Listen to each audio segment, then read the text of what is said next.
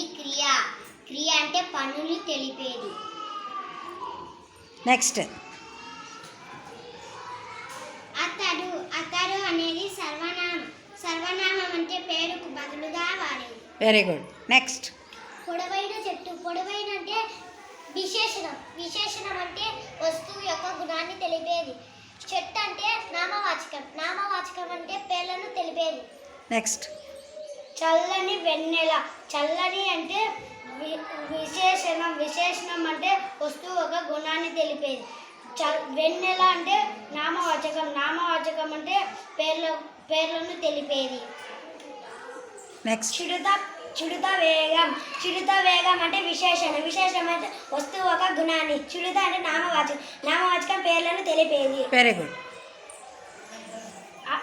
పాడుట అనేది క్రియ, పనిని తెలిపేది. Very good. నెక్స్ట్. అవినాష్. చదువుట క్రియ. క్రియ అంటే పనిని తెలిపేది. Very good.